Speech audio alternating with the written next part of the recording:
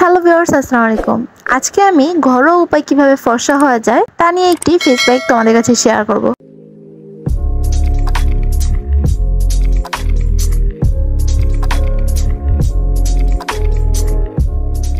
Face প্যাকটি তৈরি করতে আমার লাগবে মুলতানি মাটি। মুলতানি মাটি কিন্তু ত্বকটাকে ফর্সা করতে এবং ত্বক মসৃণ করতে খুবই কার্যকর। প্রাচীন কাল থেকে মুলতানি মাটির ব্যবহার হয়ে আসছে রূপচর্চায়। এরপরে আমার লাগছে অ্যালোভেরা জেল। তোমরা তোমাদের পছন্দের যে কোনো ব্র্যান্ডের অ্যালোভেরা জেল ইউজ করতে পারো। আমি এখানে পতঞ্জলি অ্যালোভেরা জেলটা ইউজ করছি।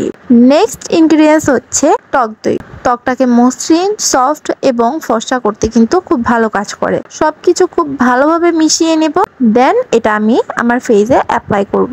ফেসে অ্যাপ্লাই করার আগে অবশ্যই মুখটাকে ফেস ওয়াশ দিয়ে ক্লিন করে নিবে, তারপর ফেস প্যাকটা তোমাদের ফেসে অ্যাপ্লাই করবে। অ্যাপ্লাই করার পর আমি এটাকে ম্যাসাজ করে তারপর ওয়াশ করে ফেলবো। আর ওয়াশ করার পর তোমরা দেখছো রেজাল্ট কত সুন্দর, ত্বক পরিষ্কার হয়ে গেছে এবং ত্বকটা কতটা সফট স্মুথ লাগছে।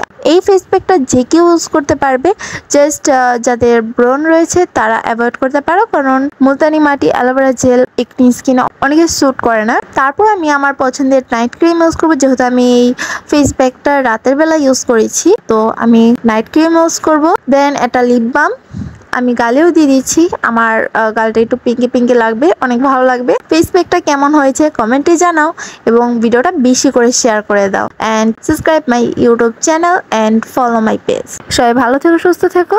আল্লাহ হাফেজ।